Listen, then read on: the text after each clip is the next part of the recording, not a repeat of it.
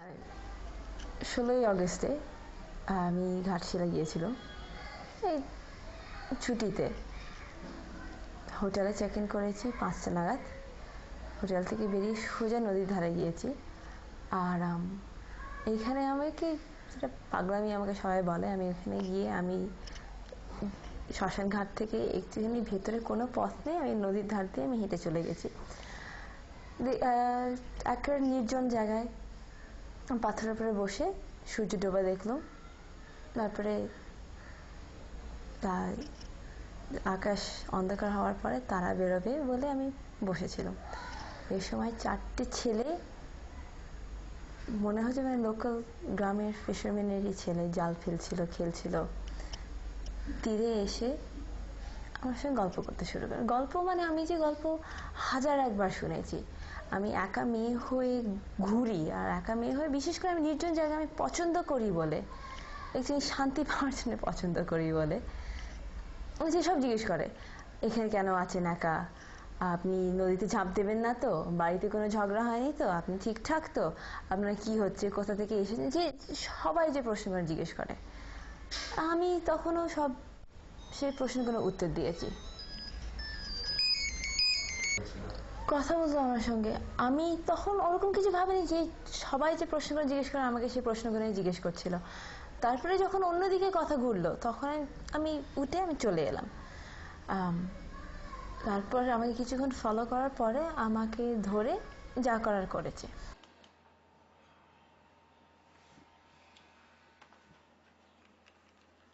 কি কেমন হয়েছে ইন্টারভিউ? খুব ডিরেক্ট।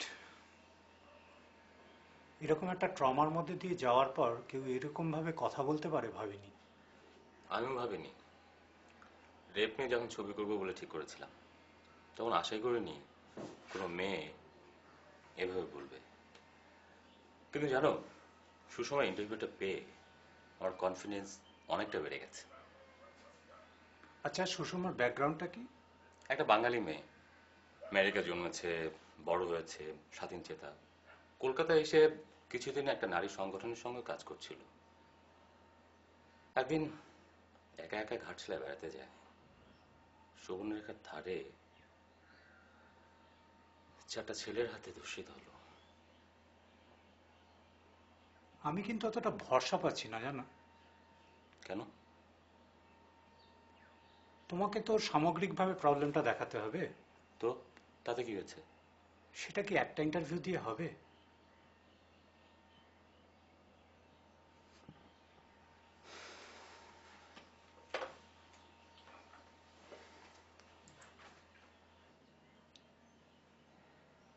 ইন্টারভিউ যে আর পাবো না তা নয়, তবে আমার অন্য একটা ডিভাইস মাথায় আছে। সেটা কি? ছবি টুকরো টুকরো পার্টগুলোকে জোড়াবার জন্য আমি একটা মেয়ের চরিত্র চাই, যার জীবন কাহিনী অনেক ধর্ষিতা মেয়ের কাহিনী নিয়ে তৈরি।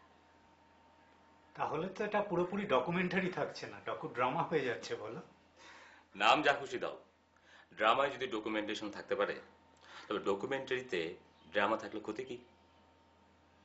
তা কাউকে অভিনয়ের জন্য ভেবেছো? না, তা ঠিক ভাবিনি। আচ্ছা, তোমার কেউ জানাশোনা আছে? রাত্রিকে বললে কেমন হয়? রাত্রি রায় রাজি হবে? বলেই দেখা যাক না। ওকে, ঠিক আছে।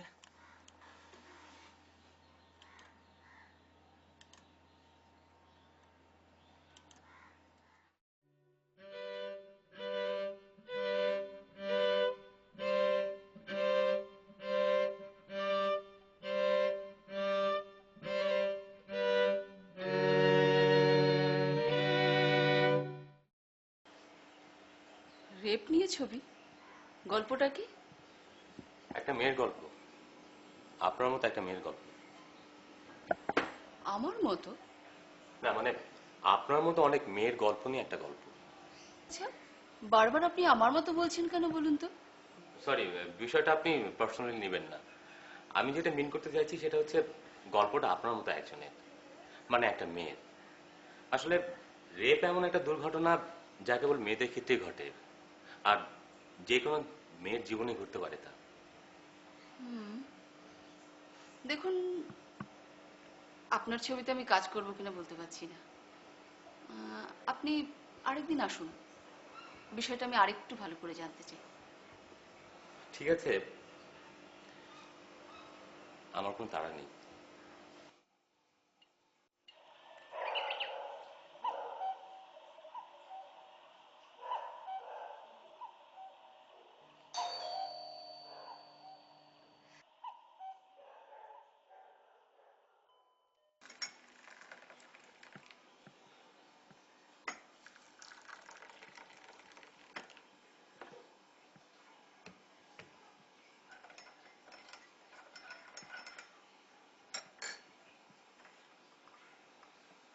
Thank you.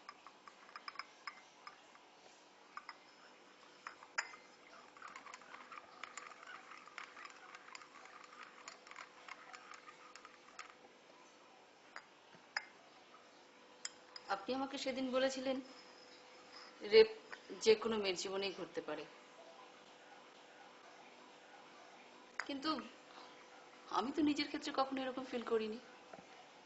কেউ করে না যতক্ষণ না তার নিজের জীবনে ঘটছে। কিন্তু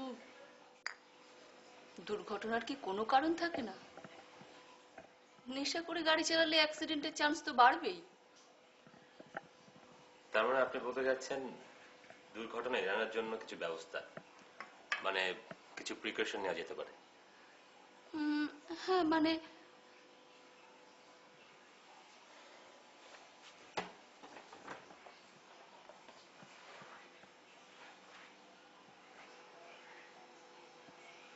আচ্ছা, আপনি একা চলাফেরা করেন? করি, রাত করে বাড়ি ফিরেন? ফিরি। অপরিচিত জায়গায় একা যান?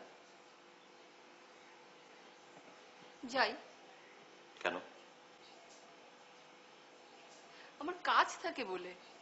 আপনি ছেলেদের সঙ্গে মিশেন? মিশি, ইচ্ছে মতো পোশাক পরেন? পড়ি। কখনো একা কোনো নির্জন জায়গায় দাঁড়িয়ে সূর্যাস্ত দেখেন? দেখি। কেন? আমার ভালো লাগে বলে। ধর্ষণের ঝুঁকি এড়াতে হলে আপনাকে এখনই কিছু সিদ্ধান্ত নিতে হবে। কি করব? কাজ ছেড়ে দেব? আমার ভালো লাগাগুলোকে মনের মধ্যে চেপে রেখে দেব? সেটা আপনি ঠিক করবেন। আমার যেটা অদ্ভুত লাগলো হচ্ছে যে আমার যখন থানায় গেলাম বা আমি যখন এখানে এলাম, সময়টা যে ঘটনা যখন ঘটেছে সময়টা খুব জোর 7:30 বিকেল। খুব অন্ধকার হয়েছে বটে, কিন্তু সত্যি আমরা সবাই আমার মনে হয় এটা মনে করি যে এখনো শুধু সন্ধে, অন্ধকার যতই হোক। কিন্তু থানায় যখন যাই আমার প্রথম থেকে প্রশ্ন হচ্ছে ছেলেদের সঙ্গে কেন কথা বলেছি, ওরা মানে ওদের সঙ্গে কি কথা বলছিল, ওদের আমি কেন অবশ্যই আমি কেন অন্ধকার নির্জন জায়গায় আমি আছি। আমি প্রথমে যখন জিজ্ঞেস যে অন্ধকার কেন বসেছিলেন আপনি, আমি একটু খোঁজে গিয়েছিলাম যে আপনি কি তার মানে বলছেন যে এখন সন্ধ্যে 7টা 7:30টার সময় আপনার মা বোনেরা চুপ করে বসে থাকতে পারবে না, কোথাও রাস্তায় বেরোতে পারবে না? শাড়িটাকে একটুখানি জড়িয়ে কোনো রকম রাস্তায় গিয়ে ওইখানে একটা ছেলেকে পেলুম, ওকে জিজ্ঞেস করলুম যে মানে ফোন বুথ কোথায়, থানা কোথায়। উনি আমাকে নিয়ে গেলেন। তখন থেকে কিন্তু শুরু যে কেন এখানে ছিলে, অন্ধকারে কেন ছিলে, একা মেয়ে, অত বেশি সাহসী কতবার শুনেছি আমার গোনা নেই। আর এইটাই ছিল, এরা অদ্ভুতভাবে যেহেতু আমি এইসব কাজ করেছি আর মনে আমার ছেলেরা যখন আমাকে ধরেছিল এইটাই ছিল আমি ওদেরকে যেটা আমি খালি বলছিল যে আমার ইজ্জতে কিছু হবে না, আমি কলকাতায় ফেরত যাব, কেউ জানতে পারবে না, তোমাদেরই নামটা খারাপ হবে। যে কিছুটা হচ্ছে কেন আমি জানি যে আমি গায়ে মাখবো না, যে আমার যা হয় আমি জানি যে আমি গায়ে মাখবো না।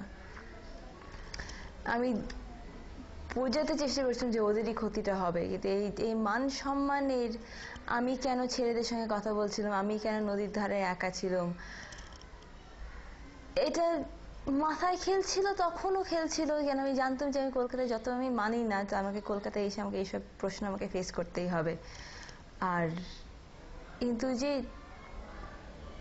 আমি কিভাবে যাতে ওদেরকে ওই ওই প্রশ্নকে যাতে আমি এড়িয়ে যেতে পারি, ওই প্রশ্নকে যাতে আমি ওভারকাম করতে পারি, একেবারে প্রথম থেকে যখন আমাকে ধরেছে তখন থেকে এই এই প্রশ্নগুলো মাথায় খেলছে। সুষমা নিজের কথা নিজেই বলেছে, আরো হয়তো কেউ কেউ বলবে, সবাই তো আর বলবে না, আর সবার কাছে আমরা পৌঁছতে পারবো না, তাদের কথা আপনাকে বলতে হবে।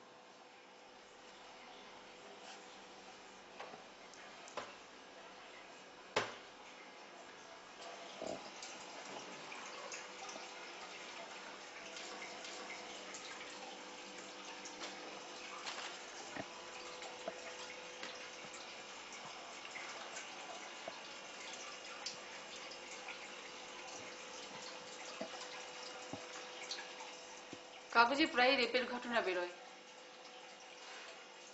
কিন্তু আমি মন দিয়ে পড়ি না। আসলে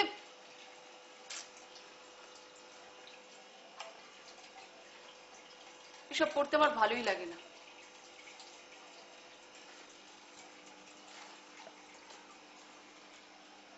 আপনি আমাকে যাদের চরিত্রে অভিনয় করার কথা বলছেন, তারা ঠিক কিরকম সিচুয়েশনে পড়েছিল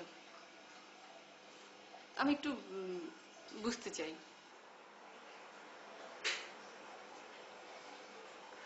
আমার কাছে যা মেটেরিয়াল আছে আমি নিয়ে আসবো, আমি যা ভেবেছি সব আপনাকে বলবো। আপনি সময় নিয়ে সব দেখুন, ভাবুন, আপনার কোনো সাজেশন থাকলে আমাকে বলুন। আপনি হয়তো আমার থেকে আরো ভালোভাবে বিষয়টা ধরতে পারবেন।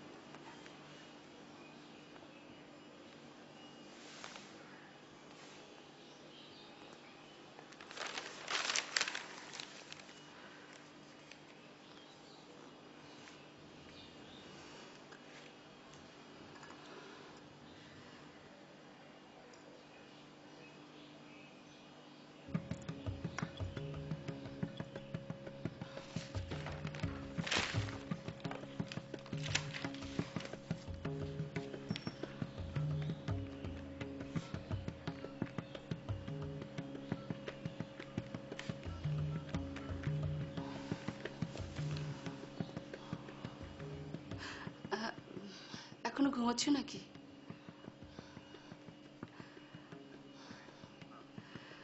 কাগজ দেখেছো?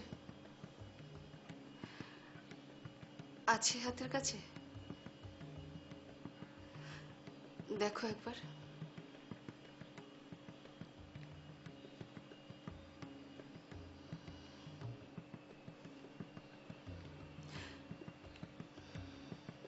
না না, তেমন কিছু না, একটা খবর তোমাকে পড়তে বলছি। হ্যাঁ, এই রেপের খবর। মেয়েটা রেপ হয়েছে কার কাছে জানো? সে তার আর কেউ নয়, সে যাকে ভালোবাসে সেই ছেলেটাই। সেদিন ছিল নিউ ইয়ার্স ইভ। হ্যাঁ, ওরা একটা পার্টিতে গিয়েছিল। আচ্ছা, সেদিন তো আমরাও পার্টিতে গিয়েছিলাম।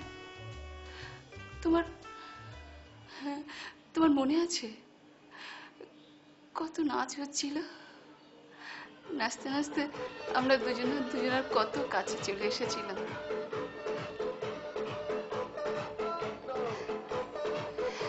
এত জোর মিউজিক, কারো কথা শোনা যাচ্ছিল না, শুধু শুধু তোমার কথা শুনছিলাম। এত লোকের ভিড়,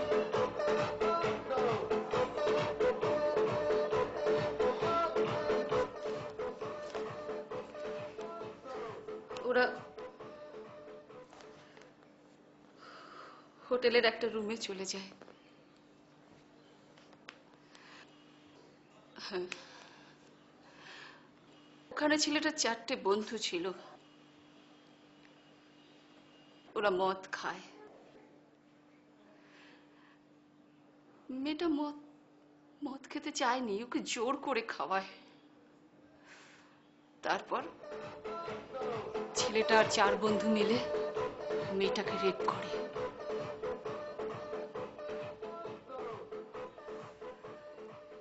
কি কি বলছো তুমি? ও যাবে না? তো ছেলেটাকে ভালোবাসে, বিশ্বাস করে। আচ্ছা, আমিও তো তোমার সঙ্গে যে কোনো জায়গায় যেতে পারি। তার মানে তুমি কি আমাকে জোর করে ইচ্ছের বিরুদ্ধে? না, সরি। না, আসলে আমি তোমাকে হার্ট করতে চাইনি। আসলে কদিন থেকে এত ডিস্টার্ব লাগছিল। কিছু মনে করো না, প্লিজ। এইখানে কলকাতায় এসে আমার মনে হয় একজন ছাড়া সবাই কোনো না কোনো এক সময় আমাকে বলেছে যে কেন ওইখানে গিয়েছিলে একা, বা তোমার স্ট্রিট সেন্স নেই, বা তুমি বেশি ইন্টেলেকচুয়ালাইজ করছো, তোমার নিজের যে ভয় বা নিজের যে সেলফ প্রেজার্ভেশন ইনস্টিংক্ট সেটা নেই। আমি এটাই বলছিলাম, আসলে রেপ এমন একটা ভায়োলেন্স যা যে কোনো সিচুয়েশনে ঘটতে পারে।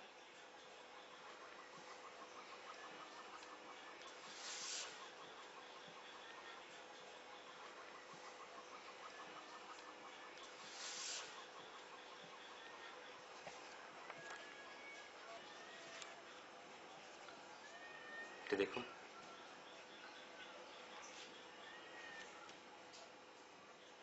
এটা এখন একটা ঐতিহাসিক দলিল হয়ে গেছে। 80 দশকের গোড়ায় যখন ধর্ষণ নিয়ে নারী সংগঠনগুলো উত্তাল হয়ে উঠেছিল, এটা সেই সময়কার প্যাম্পলেট। আপনি বোধহয় মথুরা ধর্ষণ মামলার কথা শুনেননি। অনেকদিন আগের কথা, 26শে মার্চ 1972। মথুরাকে ধর্ষণ করেছিল কনস্টেবল গণপত। আরেক কনস্টেবল তোকারামও চেষ্টা করেছিল, তবে এত মদ খেয়েছিল যে রেপ করে উঠতে পারেনি। আর বিচারক কি রায় দিয়েছিল জানেন? গোটা ব্যাপারটাই শান্তিপূর্ণ ছিল, সুতরাং ধর্ষণের অভিযোগ দাঁড়ায় না।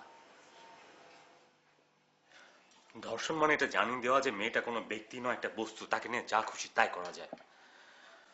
আসলে rape is an assertion of power. পুরুষ তার ক্ষমতাকে জাহির করে এইভাবে।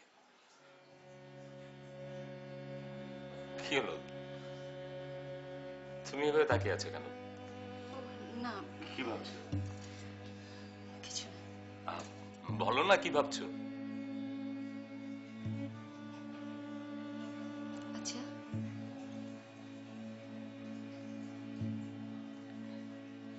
ক্ষমতার প্রকাশ তো অনেকভাবে হতে পারে। রেপ তার মধ্যে সব থেকে বেশি কষ্ট দেয় কেন? কেন মনে হয় এটা মৃত্যুর চেয়েও ভয়ানক? কেউ কেউ মারলে তো এরকম হয় না। আসলে শরীর, সতীত্ব, এসব নিয়ে আমরা 1000 বছর ধরে যা শিখে আসছি তাই মনের মধ্যে কাজ করে। মনে হয় সব হারালাম। শুধু কি তাই?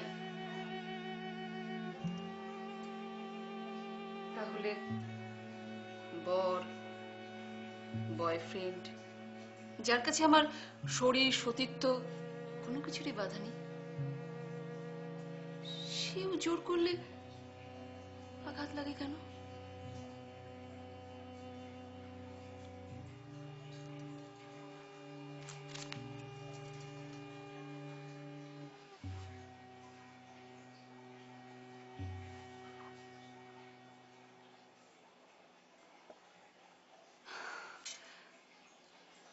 আসলে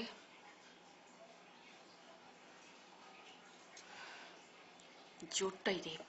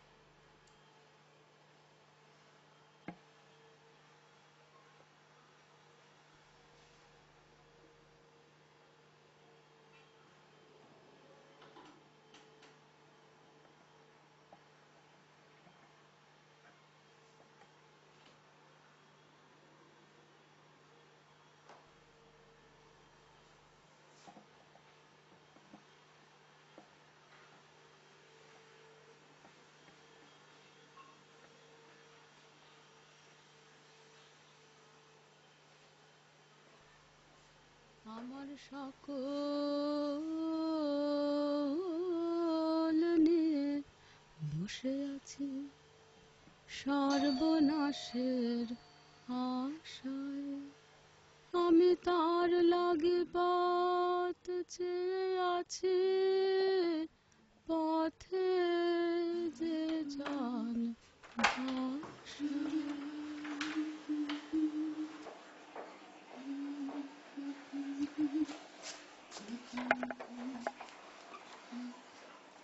আরে তুমি এসো এসো, বসো। অসময় এসে বিপদে পড়লাম? না, একদম না। আসলে তোমার কথাই ভাবছিলাম। আমার সৌভাগ্য। ইয়ার কি না, একটা কথা তোমায় বলবো বলে ভাবছিলাম। আসলে কি জানো তো, এই সমস্ত কাগজপত্র ঘেটে আমার আর ভালো লাগছে না। আমি একটু বেরোতে চাই। যে সমস্ত মেয়েরা এরকম ঘটনার সম্মুখীন হয়েছেন তাদের কাছে যেতে চাই। আমি ঠিক এই কথাটাই তোমাকে বলবো বলে ভাবছিলাম। বেরোতে তো হবেই। এরকম কয়েকজনের কাছে তোমাকে নিয়ে যাব বলে ভাবছিলাম। তো বলনি কেন? না, আসলে বুঝতে পারছিলাম না তোমার শিডিউল, তোমার লাইফস্টাইল, এসব কিছুর সাথে এরকম ঘুরে বেড়ানোটা তোমাকে ফিট করবে কিনা। আর তাছাড়া জায়গাটা তো ভালো না। কেন, তুমি করো না? আমি তো মোষ দাঁড়িয়ে বেড়াই। তুমি যেতে পারলে আমিও যেতে পারবো। কবে কোথায় কিভাবে যাবে সেটাই বলো। তুমি সিরিয়াস? সিরিয়াস। তাহলে শুটিয়া চলো। শুটিয়া? সেটা আবার কোথায়? জায়গাটা তোমার উত্তর 24 পরগনায়, বর্ডারের কাছে। সেখানে কি হয়েছে? বললে বিশ্বাস করবে? বলো না। 100-র উপরে মেয়ে রেপ হয়েছে গত 1 বছর সময় ধরে। কি বলছো তুমি? হ্যাঁ, বিশাল জঙ্গলে নিয়ে গেছিল। সেই সুখ সাধুর বাগান আছে ওই পাশে, সেটা নিয়ে গেছিল। তারপর ভাইদের সঙ্গে তারপরে কি সেখানে ফেলে দিয়ে ওরা চলে গেছে? না, তখন আমার দাদাদের খবর দিয়েছে, দাদারা গিয়ে তারপরে দাদারা গিয়ে নিয়ে এসছে। তারপর 1 বছর বাদে আবার আপনার স্বামী খোঁজ করে স্বামী নিয়ে গেছে। আমি নিয়ে গেছি। এখন আপনি শ্বশুরবাড়িতে মানে খুব একটা মানে খুব ভালো সুখী নেই, বুঝলেন। একবার কপাল যদি ভাই ভেঙে যায়, সে কপাল জোড়া লাগে না কোনোদিন। কপালটা ভেঙে গেছে বলে সে কপাল জোড়া লাগে, কোনোদিন জোড়া লাগে না।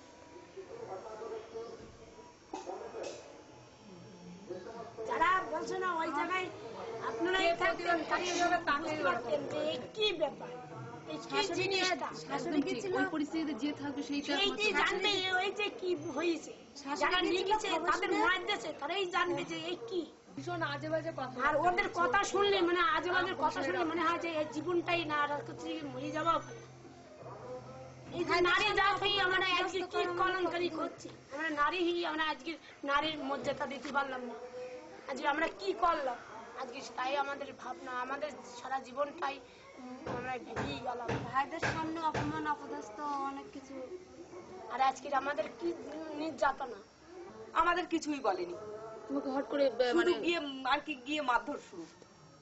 মানে ওর জেঠিমা আগে না, ওর জেঠিমাদের আগে মারধর আগে করেছে। জেঠিমাদের মেরে টেরে চলে গেছে, তারপরে আবার যখন রাত 12টা 12:30 বাজে তখন আমাদের বাড়ি গেছে।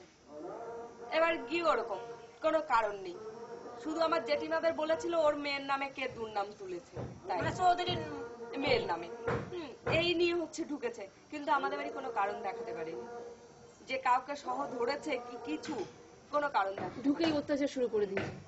মারধর আমাদের কেবল 32 প্রথমেই জনের করে এরকম দেখছে আর কি আসছে, ধর্ষিতা, তারা সবাইকে আর, আসবে, আর তারা সব দেয়া মিলিয়ে পয়সা একটা আপনাদের কেস আছে, কোনায় কথা বলবে, এরকম কোনা লোক তোলাবাজ আপনাদের সঙ্গে অনেক কথা কিছু বলবে। ছিনতাই আর এই টেনতাই তো আছে। বলছি 32 জন ধর্ষিতা। হ্যাঁ হ্যাঁ সবাই 32টা। এভাবেই এরা দিনের পরে দিন এখানে শতাধিক, আমরা জানি এখানে আমাদের কেস হয় না, এরকম শতাধিক মেয়ে আছে যারা ধর্ষিত হয়ে এই এলাকা থেকে চলে গেছে, যারা কখনোই কেস করে। এমনকি আমাদের এই সুটে বাজারে লিভাগড় বেচতে আসতো এক সুন্দরী বৌদি দমদম ক্যান্টনমেন্ট থেকে, এবং একটা অপূর্ব সুন্দরী একটা অবিবাহিত কুমারী মেয়ে, ঠিক একদিন ঠিক এই টাইমেই, এই সন্ধ্যা 5:30 6টা হবে, সন্ধ্যার ঠিক আগ মুহূর্তে তাদেরকে বলা হলো যে তোমাদের ওষুধপত্র আমাদের এখানে এক দোকান আছে, সে তোমাদের সমস্ত ওষুধপত্র রাখতে চায় কমিশন, আপনারা আমাদের সঙ্গে চলুন, আপনাদের ওষুধপত্র আর দেবে না, ওই দোকানও আপনারা দিতে পারবেন। ঠিক ওদের কথায় বিশ্বাস করে ঠিক এইরকম টাইমেই ওই মহিলাটা বিশ্বাস করে বাজার থেকে এই স্কুল প্রাঙ্গণের দিকে হেঁটে আসলো। যখনই তারা এই মাঠের কাছে কাছে আসলো তখনই তাদের মেশিন থেকে দেখা হলো, এবং এই স্কুলের পিছনেই সে তখন পাটক্ষেত, ওখানে নিয়ে এই সন্ধ্যাবেলায় তাদের সেই দুটো মেয়েকে গণধর্ষণ করে তাদের ছেড়ে দেওয়া হলো। তারা ফিরে গিয়ে কাঁদতে কাঁদতে তাদের সমস্ত মেশিনপত্র, তাদের সমস্ত বাক্স এবং ওষুধপত্র গুটিয়ে কাঁদতে কাঁদতে এই এলাকা ছেড়ে চলে গেল, আর কোনোদিন তারা এই এলাকায় আসে। এখানে যারা ঘরের মধ্যে আছে দেখবেন মানে তাদের প্রত্যেকে কি করেছে, মানে যেটা অনেকে ধরে জরির মধ্যে শুনেছি ওরা বরফ দিয়েছে, সেখানে দেশলাই কেটে ছেঁকা দিয়েছে, এইখানেই আছে এইসব মানে করেছে, মানে যা অকুত মানে ভাষায় বর্ণনা করা যায় না, এইসব মানে করেছে। টাকা দিতে হবে, ওদের কথা হলো মারবে, ইজ্জত যাবে, আর ও টাকাই দিতে হবে। কত টাকা? মানে 50,000 20,000 30,000 এরকম টাকা দিতে হবে, না দিতে পারে মার। মানুষের মানুষের সঙ্গে মার অন্যায় করে, মারের দেখার সে জীবনে অন্যায় করে, তাই না দিদি? একদম ঠিক। না জেল হয় না ফাঁসি হয়, তাই না?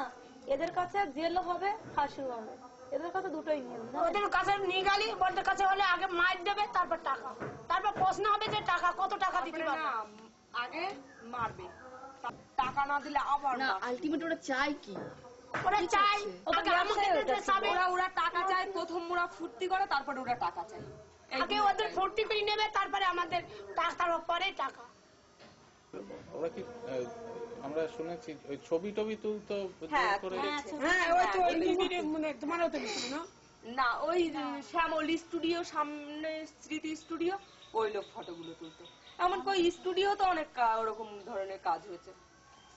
তবে স্টুডিওর লোক, ওই স্টুডিও কি এখন খোলা আছে? হ্যাঁ এভাবে দিনের পরে দিন আমরা এই এলাকার প্রতিটি মানুষ আমরা দেখেছি, কিন্তু ভয়ে আমরা কোনো প্রতিবাদ করতে পারিনি, কোনো উচ্চারণও করতে পারিনি, এমনকি নিয়ারেস্ট বন্ধুদের কাছেও বলতে পারিনি যে আমি একটু আগে দেখে আসলাম এই ঘটনার দেশের দলবল করেছে, একটু একটা বৌদিকে বা ধরে নিয়ে গেছে মাঠের ভিতর।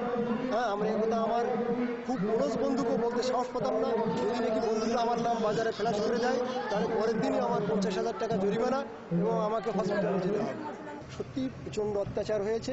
সেই অত্যাচারের পরিপ্রেক্ষিতে এখানে মহিলা কমিশন আসলো। মহিলা কমিশন ইতিপূর্বে দেখেছে এখানে অত্যাচারের মাত্রা কিভাবে দারুণ আকার ছাড়িয়েছিল। কোনোভাবে যেন স্থানীয় লোকেরা যারা এত নির্যাতিত হয়েছেন এবং নির্যাতিত হয়েও যারা মাথা তুলে বাঁচবার চেষ্টা করছেন, তারা যেন কোনোভাবে বিপন্ন বোধ না করেন, এইটি আপনাদের কাছ থেকে এই সহযোগিতার জন্য আমরা এত দূর এসেছি।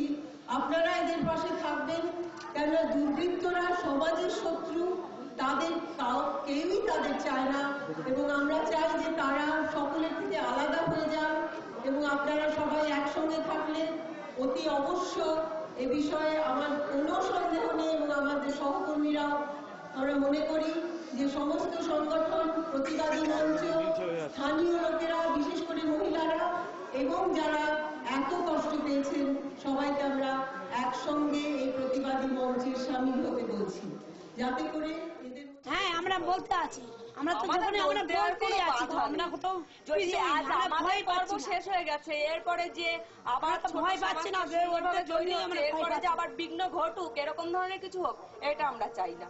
আমরা এখানে না থাকলেও কিন্তু আমরা এই পরিবেশটা চাই না, যা হবার তা হয়ে গেছে। আমাদের পথে হয়ে গেছে, আমরাই মনে করি আমাদের পথে হয়ে গেছে, তার জন্য আর দ্বিতীয় জন আর না এরকম যেন দ্বিতীয় কেউ এরকম মিশে না যেন আর জন দ্বিতীয় জন না হয়, যাতে মা বোনদের জন্য হাত না পড়ে, এইভাবে আমরা চলতে যাচ্ছি। হ্যাঁ, জাস্ট একটা অ্যাক্সিডেন্ট, আর একটাই কথা, যে যতটা জলে নামবে ঠিক সে ততটাই ভিজবে।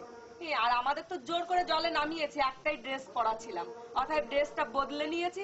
এখন আমরা যে পুকুরে পড়েছিলাম কি নেমেছিলাম জলে তার কোনো প্রমাণ নেই, চিহ্ন নেই। কিন্তু আর ওরা তো একসঙ্গে সবকিছু পরেই জলে নেমেছে, অর্থাৎ ওরা যে উঠে যে পাল্টে নেবে ড্রেস, সে ড্রেস ওদের নেই। আর আমাদের নামিয়েছে তো, আমাদের ড্রেস আছে, আমরা পাল্টে ফেলেছি। জাস্ট একটা অ্যাক্সিডেন্ট। সেক্সুয়াল অ্যাক্ট হলেও বাকি ইজ দি এন্ড কোয়েশ্চেন। আচ্ছা ঠিক আছে, আমার মানে ফিমেল মানে একেবারে র্যাশনালি দেখতে আমি ফিমেল বলে this a chance of pregnancy, sexual act মানে this a chance of STD. তার বাইরে কি এখানে সব কিছুর জন্য ওষুধ আছে, সে ওষুধগুলো খেয়ে নিয়েছি, সে ওষুধ সেই দিক থেকে আমি প্রোটেক্টেড আছি। তাই এর পরে কেন এত মাতামাতি?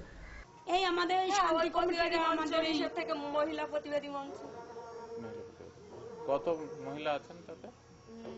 250-300। আর ছেলেরা সাহায্য করছে? হ্যাঁ, আমাদের ছেলেরা সাহায্য না করলে তো আমাদের চলার মতন ক্ষমতা ছিল না। তো আমরাই তো ভাই এখন দাঁড়িয়ে আছি তো।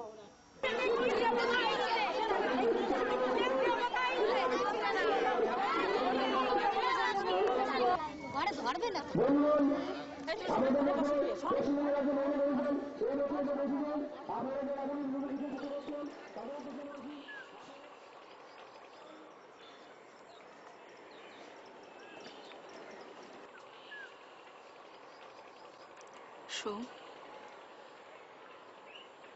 আমি কি একটা দুঃস্বপ্নের মধ্যে থেকে উঠে আসছি? আমি কি সত্যি এখানে এসেছিলাম? দুঃস্বপ্নের কি তুমি কখনো এতটা ভেবেছিলে? জানি না, এই মেয়েদের মুখ আমি কখনো ভুলতে পারবো না। একটা কাজ করবে, তুমি আজ যা দেখলে যা শুনলে সব লিখে ফেলো, ছবিতে কাজে লাগবে। ঠিক আছে, লিখবো।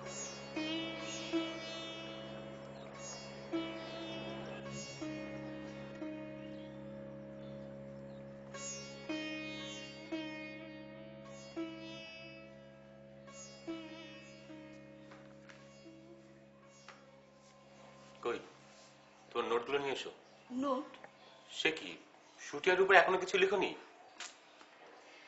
লিখেছি কিন্তু। আশ্চর্য। আচ্ছা যা লিখেছো তাই নিয়ে এসো, যাও।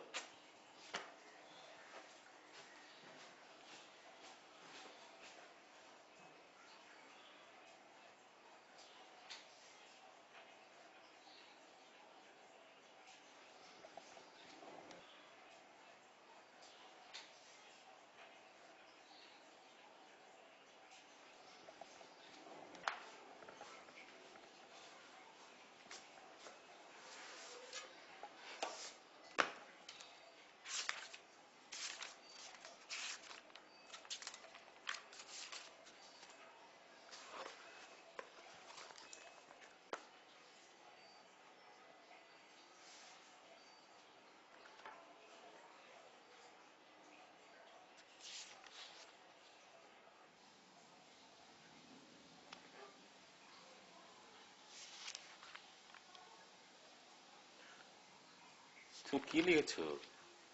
তো দেখছি কবিতা। কবিতা কিনা জানি না, জানো লিখতে গিয়ে না খুব কষ্ট হচ্ছিল। সব চিন্তাগুলো কেমন ভেঙে গিয়ে এটা বেরিয়ে এলো। আচ্ছা ঠিক আছে, তুমি পড়ো পড়ো।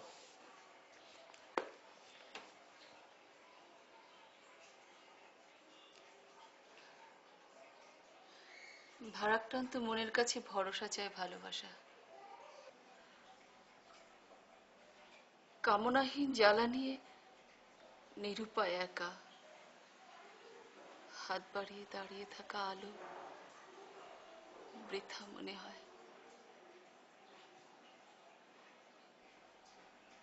দেশ বিদেশের উড়ো চিঠি, মানুষের কানাঘুষো তোয়াক্কা করে না মন অন্ধকারে থাকতে। শরীরের আলপনা কল্পনাতে বিষাক্ত বিষ ছড়ায়। অসুচি আজ ওর চোখেও, সাত পাকের বাঁধন টুটল সেদিন অন্ধকারে। এই যে এই স্টিগমা, এই যে এই মেয়েদেরকে বেশি করে প্রোটেক্ট করা, এটাই আমি কোনোদিন এটাতে আমি I don't subscribe to this. কিন্তু সত্যি কেউ বিশ্বাস করতে পারছে না যে আমি ওদের কথায় যে এত বেশি সাহসী। আমি এটা নিজের কানে শুনিনি, কিন্তু একজন যে গিয়েছিল আমাকে নিয়ে আসতে, ও নাকি শুনে, ওকে নাকি বলা হয়েছে যে আমি খুব সাহসী, আমি এটা অনেক কিছু করি, আমি বেশি লিবারেটেড না হলে খুব লিবারেটেড। ইউএসএ, এটা আমার ইউএসএর আপব্রিঙ্গিং এর ফল।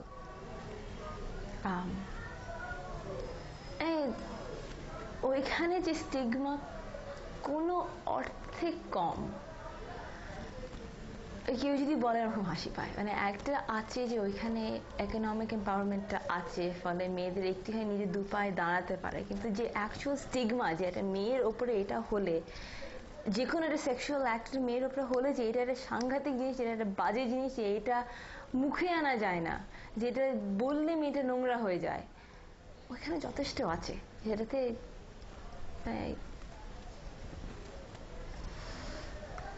ওইখানে যে রেপ ভিকটিমস, তাদের যে ট্রমা কম, সেটা বলা যায় না।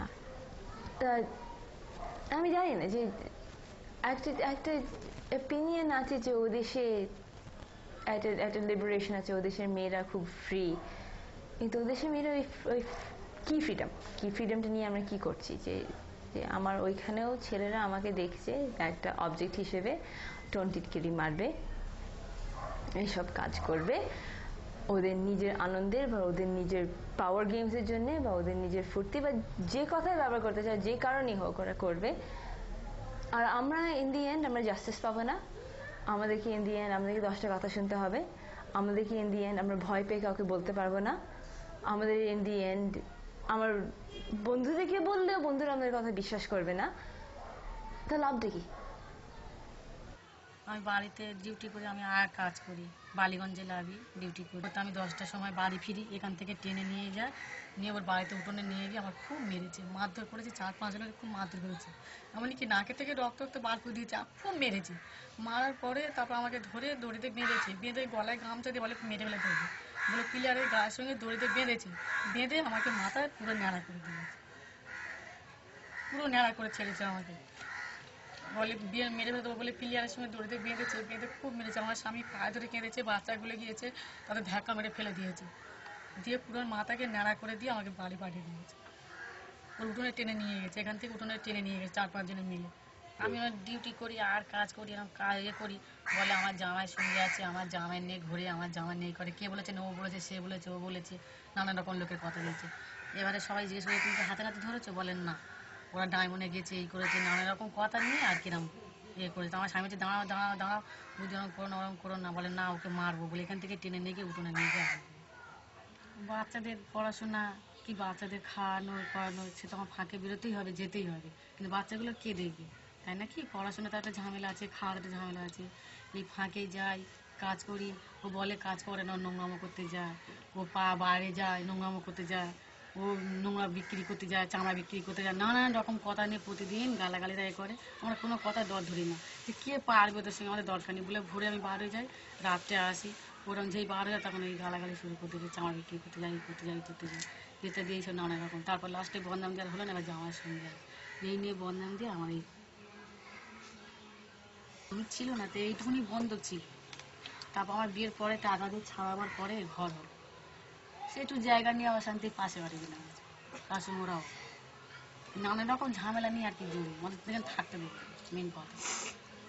আমি এখন যাচ্ছি না কেন, আমার মাথায় চুল নেই, কেউ ডিউটি নেয় না, সবাই এক কথা বলে যে ওরম অবস্থায় সে যে আসে ও কাজ করতে হবে না, সেখানে যাই বিল দেখাতে যাই বলে এখানে ভিকে নিই, সেই অপমানে তো আমি আর ফাঁকে বেরোই না, এই কাগজটা দেখাই যাই বলে এখানে ভিক্ষে নিই, এখানে সাহায্য নিই, সেই অপমানে তো আমি যাই না, ওই জন্য যতদিন না চুলবে ওই যাবো না, ধরুন বছর খানে। মেয়ের কেস, মেয়ের কেসটা এমন জিনিস, সব জিনিস জাগে তো মাথার কেস, এর মতন কেস আর আছে বাবা? মাথা যদি যায় বিচারে চুল যদি উঠে যায় তবু মাথা ওষুধ দেয় কেন? মাথার কেসটা ভালো হবে বলে। হ্যাঁ, খুব সুন্দরী হলে কি মাথার কেসে, আমরা সেকেলে মানুষই আর একেলে মানুষ কি মাথার কেসে। এমনি মেয়ে ছেলে দেখতে গেলি তারাই বলে যে আমি মাথার কেস দেখি, মাথার কেসটা দেখি, তারপর তার রূপ কেরম কিন্তু দেখি। এই ফটো দেখলে মনে হয় আমি, কেউ বলে না যে আমি।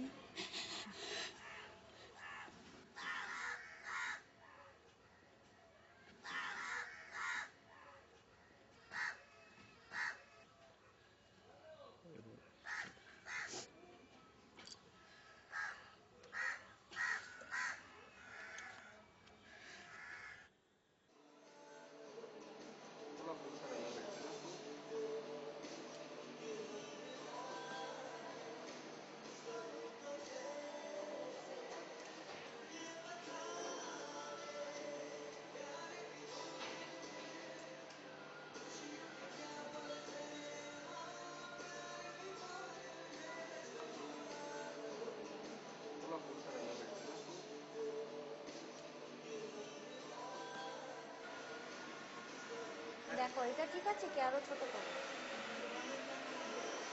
হ্যাঁ, না না ঠিক আছে।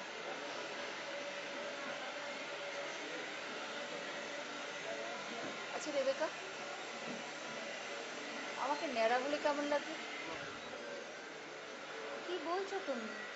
তুমি ন্যাড়া হতে যাবে কেন? ন্যাড়া মেয়ে দেখলে কি চরিত্র খারাপ বলে মনে হয়? কেন? না, এই সেদিন একটা মেয়েকে দেখলাম, চরিত্র খারাপ বলে বদনাম দিয়ে তাকে ন্যাড়া করে দিয়েছে।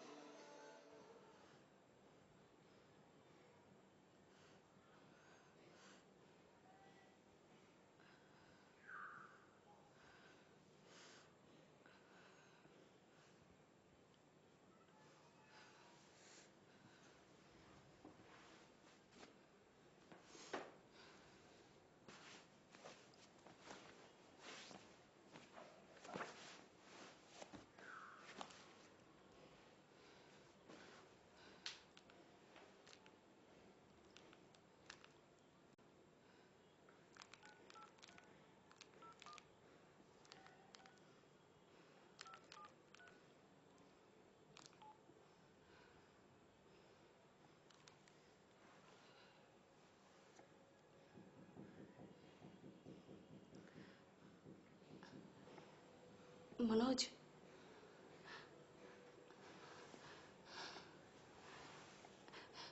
হ্যাঁ শোনো না, একটা ভয়ঙ্কর স্বপ্ন দেখলাম। আমাদের দেশের বাড়ির কথা তো তোমায় বলেছি।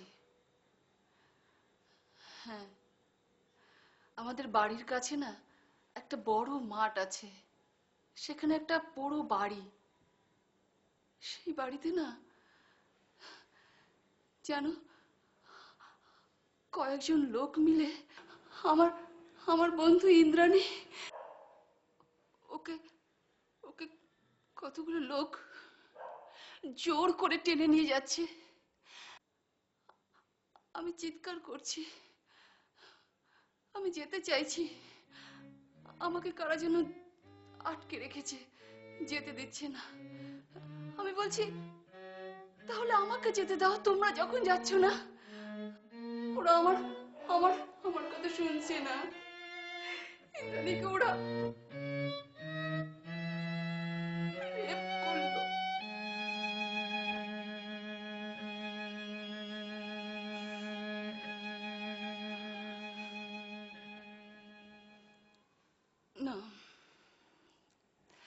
না, আমি ঠিক আছি, আমাকে নিয়ে ভেবো না। শোনো, আমি কয়েকদিন ব্যস্ত থাকবো, তোমার সঙ্গে দেখা হবে না। হ্যাঁ, কয়েকজন মেয়ের কাছে যাব, তাদের সঙ্গে কথা বলতে, তাদের ইন্টারভিউ নেবার আছে। কি হলো মনোজ? শোনো Manoj, I love you. Manoj,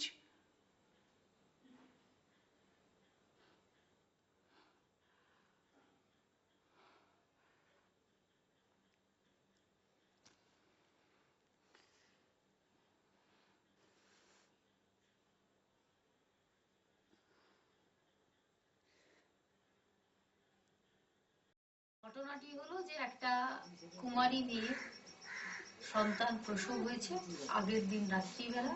সেই সন্তানকে একটা পলিথিনে করে বেঁধে জলে ডুবিয়ে দেওয়া হয়েছে, খালে ডুবিয়ে দেওয়া হয়েছে। খালটা ওদের বাড়ির পাশে। সেই সময় দুপুরবেলা একজন ওই খালে মাছ ধরার জন্য বাড় লাগানো হয়। মাছ পড়েছে কি মাছ তুলতে গিয়ে ওর পায়ে ওই গুচকিটা ঠেকে। ও তোলে, ওইটা তুলে দেখে যে একটা সদ্যজাত শিশু, মৃত শিশু, মুখ দিয়ে রক্ত বেরিয়েছে কিছুটা, সেই শিশুটা তোলে। রাত্রি 10টা-11টার সময় বাচ্চাটি প্রসব হয়েছে এবং প্রসবের যন্ত্রণা, বাচ্চার আওয়াজ, সবকিছুকে তাকে আড়াল করতে হয়েছে। এটা কত বড় পাথর না হতে পারলে তো করতে পারে, আমি মেয়ে হিসাবে আমি নিজেও অনুভব করতে পারছি না ওর কি সিচুয়েশন ছিল একজন মেয়ে হিসাবে, সেটা আমি বলতেও পারবো না, আমার ধারণায় আসে না যে কি করে এই দুটোকে এক করে ফেললো। পরে পুলিশকে খবরাখবর আমিই করি। ঘটনা ঘটেছে, লোকজন আসছে এবং ওর বাড়িতে লোক চাপ সৃষ্টি করছে, ওকে মারধর করার উপক্রম এবং মেরেওছে বাড়ালো। আমি বাধ্য হয়ে পুলিশকে যত তাড়াতাড়ি আসার জন্য অনুরোধ করেছি। তারপরে পুলিশ এসে মেয়ে, ওর মা এবং শিশু সহ নিয়ে চলে যায়। পুলিশ যা তদন্ত সাপেক্ষে যা করার এটা করেছে এবং ওকে সম্ভবত মার্ডার কেসের আসামি করেছে, শিশু হত্যার আসামি করেছে। বলে তোমার শালীর মেয়ের এই ঘটনা, তাকে পুলিশে তুলে নিয়ে চলে গেছে। আমি বলছি এই ঘটনা পুলিশে নিয়ে চলে গেছে বলে সে বাড়িতে এসেছে। আমি বিকেলে বাড়ি আসবো, আমাকে যে বললো দিদি তোমার বাড়ি যাওয়া হবে কেন, না এই ঘটনা, তোমাকে যা গ্রাম রেগে গেছে, তোমার মেয়েকে তো মারতে মারতেই নাকি মেরে ফেলতো, তোমার মেয়েকে নাকি মারতে মারতেই মেরে ফেলতো। তা মানে কি ওরই মধ্যে তারা আটক করেছে, করে পুলিশের হাতে তুলে দিয়েছে। যেই ছেলের নামে কেস সেই ছেলেরই নাম দিয়েছে বারবার। সে মিথ্যে কথা বলছে, আমি মিথ্যে কথা বলিনি, আমি সত্যি কথাই বলেছি। তা দিদি তুমি এই সামিলে যদি যাও তোমাকে মেরে মেরে ফেলবে। আমি সেই জানের ভয়ে ওখানে পুলিশ, আমি জানি হয়তো আমার নামেও কেস হয়েছে, ওই জানের ভয়ে ওইখান থেকে তমলুকে বোনের বাড়ি সেখানে চলে গেছি। সেখানেও লোক খোঁজ করেছে বলে সেখান থেকে আবার বোনের জামাই বাড়ি সেখানে পালিয়ে গেছি। এবার আমাকে আমার ছেলে, এইটা আমার ছেলে আমার বলছে, ছেলেরা সব দিল্লি ছিল, ছেলেদের ফোন করিয়ে আনিয়েছে। এইটা বড় ছেলে, ছেলেরা দিল্লি ছিল, ছেলেরা ওরাই গ্রামের নথি ফোন করে আনিয়েছে, বাড়িতে ফোন নাম্বার ছিল, ছোট ছেলেকে চাপ দিয়ে ফোন নাম্বার চেয়ে নিয়েছে, নিয়ে ফোন করে ছেলেদের আনিয়েছে, এনে বলেছে তোমার বোন এই ঘটনা, তোমার বোনকে তুলে দিয়েছে পুলিশের হাতে, তোমার মাকে ঘরে ধরে তুলবুনি, তোমার মা এলে নেড়া করে মাথায় জল ঢালবো, এই ঘোরাবো, তোমার মায়ের গলায় দড়ি দিয়ে টাঙিয়ে দেবো, তোমার মাকে দেশে রাখবুনি। ছেলে মেয়ে সব এক কথা। ও আমাকে বলেছে তোকে আমি বিয়ে করবো, 1 বছর বলেছে। তবু আমি মদ মারিন ঠিক বলি, আমরা বাবা মা গরিব আর তোদের অবস্থা ভালো, আর তোর বাবা মাকে জিজ্ঞাসা করাই মদ পান নে তবে তো হবে, আমি তো তোর সাথে বললেই তো পালাতে পারবো না।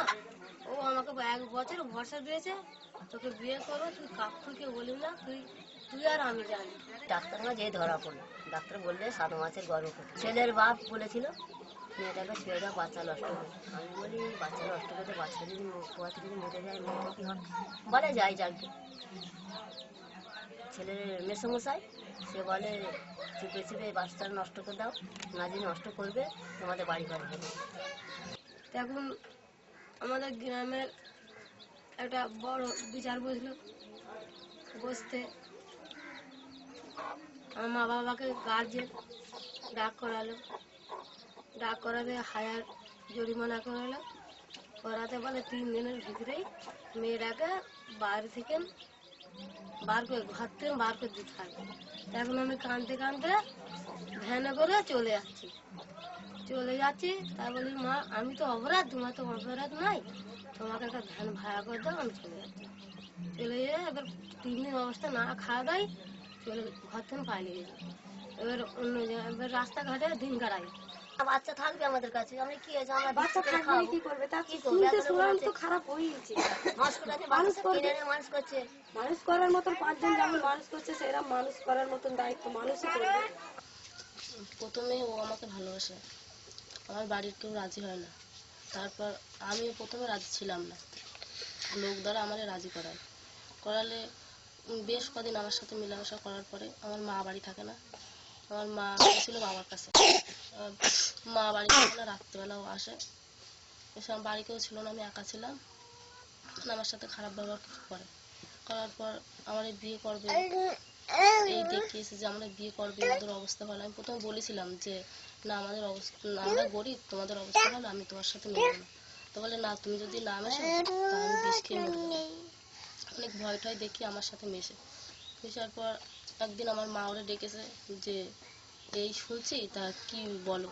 তো আমার মারে বলে যে হ্যাঁ যা শুনছেন তা সত্যি, আমি অপর্ণাকে ভালোবাসি, আমি ওরে বিয়ে করবো।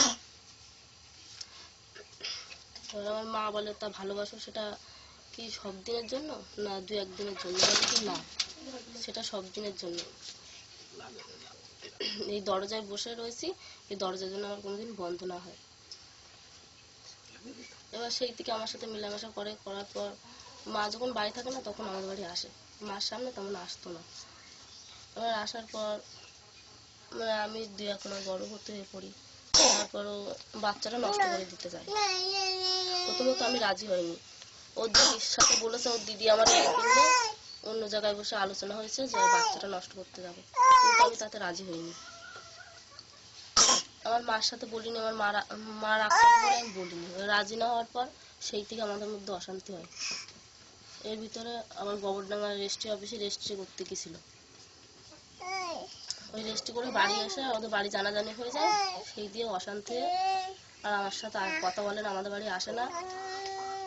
না আসার পর আবার আমরা খবর পেলাম যে অন্য জায়গায় বিয়ে ঠিক করেছে, বিয়ে করতে যাচ্ছিল। এতে অবস্থা আমরা কেস করি। আপনাকে ছেড়ে দিয়েছে, ভরণ পোষণ কিছু দিচ্ছে না? দিতে চাইছিল, আমরা নেই। নানানভাবে সার্ভাইভাল টেকনিক্স আছে যে লোকরা তৈরি করে দেয়, মানে পথ খুঁজে নেয় লোকরা। আমি আশা করি এই কালপ্রিটটাকে ধরে কালপ্রিটটাকে পানিশমেন্ট দিয়ে, যদি পানিশমেন্ট চায় মেয়েটা, মানে আশা করি সবার জন্য এটা একদিন পাওয়া যাবে। কিন্তু তার আগেও হেল্পলেসনেস আমি কোনোদিন বলবো না, মানে এটা যখন লড়াই করতে হয় তখন ঠিক মেয়েরা ঠিক লড়ে নেয়, মেয়েরা না মানুষরা ঠিক লড়ে নেয়। একজন চরিত্রে দুর্নামের ভয়ে বাচ্চাটাকে মেরে ফেললো, আর দুজন কিন্তু ঠিকই লড়াই চালিয়ে যাচ্ছে। আচ্ছা, কার মনে জোর বেশি, তোমার কথায় যে লড়াই চালিয়ে যাচ্ছে, না যে চরিত্রেরই শুধু বদনাম নেয়নি, শিশু হত্যারও বদনাম নিয়েছে? জানো, আর একটা ভয়ঙ্কর ঘটনার কথা কাগজে বেরিয়েছে। মেয়েটার কাছে যাবে?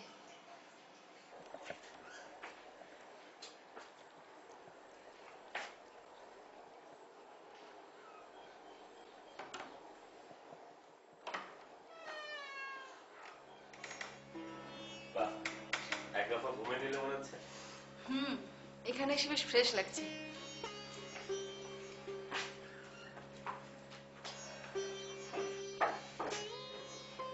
জায়গাটা দেখো কি সুন্দর, মনে হয় চারিদিকে শান্তি। আচ্ছা, এখানে কি ভয়ঙ্কর ঘটনা ঘটে।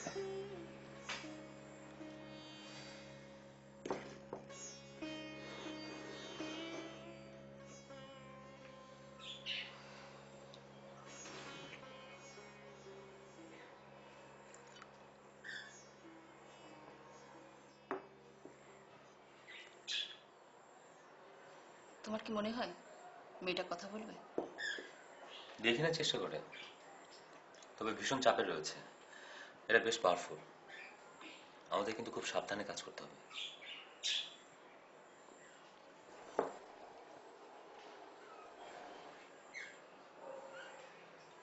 কাল কখন বেরোতে হবে? খুব ভোরে। তুমি তাড়াতাড়ি রেডি হয়ে থাকো, আমাদের কিন্তু অনেক দূর যেতে হবে।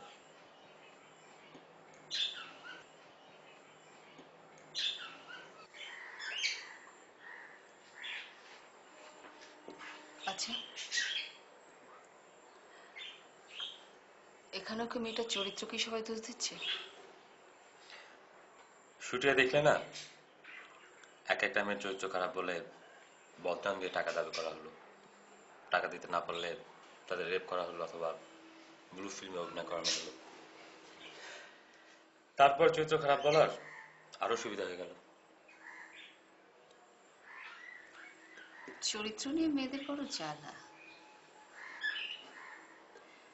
এই যে আমি তোমার সঙ্গে ঘুরছি, এখন তো আমি অপেক্ষায় আছি এরপর লোকে আমার চরিত্র নিয়ে কি বলবে।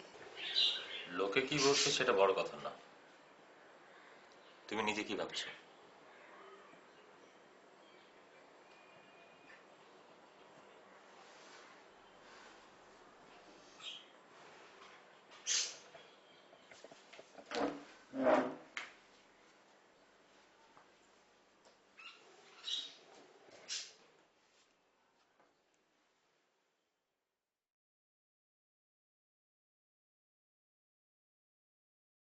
আমার চোখে তো সকলে শোভন, সকলে নবীন, সকলে বিমল, সুনীল আকাশ, শ্যামল কানন, বিশদ জোছনা, কুসুম কোমল, সকলে আমার মতো।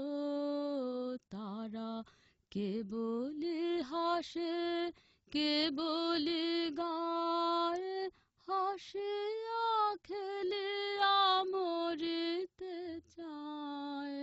না জানে বেদন, না জানে রোদন, না জানে সাধের যাতনা যত।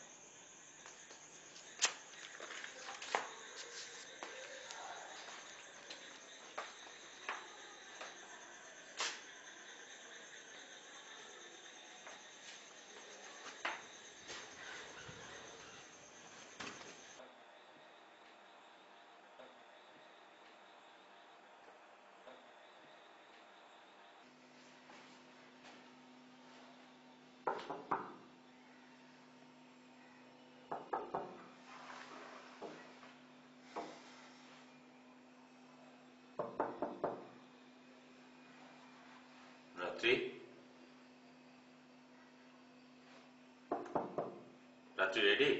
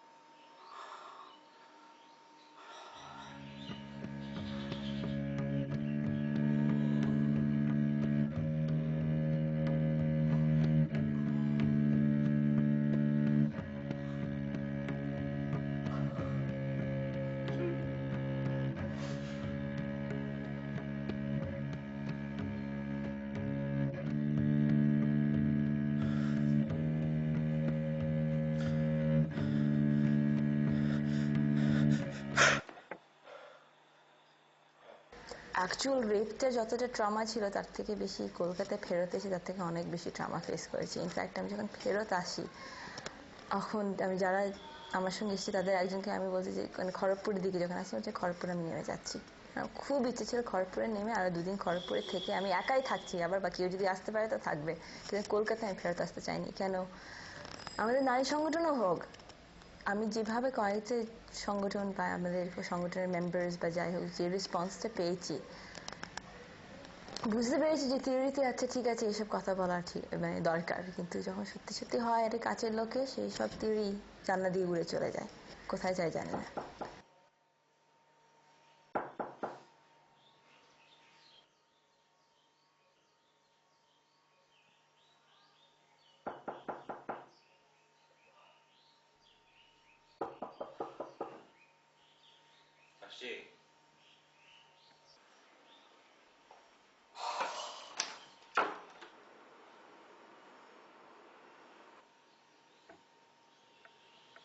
কি হলো? কাল আমাকে এত তাড়া দিলে আর এখনো রেডি হওনি? চলো চলো চলো। কি হলো? হ্যাঁ না, রাত্রে আমি বলছিলাম কি চলো আমরা এখান থেকে চলে যাই। কি বলছো? কি হয়েছে তোমার? আমি বুঝতে পারছি না, এতটা রিস্ক নেওয়া ঠিক হবে না। এখানে যারা ঘটনাটা ঘটিয়েছে তারা ভীষণ পাওয়ারফুল, তারা তারা তোমার ক্ষতি করতে পারে। শোনো, ওসব কথা পরে হবে, চলো তো। রাত্রি তুমি তুমি ব্যাপারটা বুঝতে পারছো না, এতটা এতটা রিস্ক নেওয়া ঠিক হবে না। থাক রিস্ক, আমি মেয়েটার কাছে যাব, ছবিটা আমি শেষ করতে চাই, চরিত্রটা আমি বুঝে গেছি।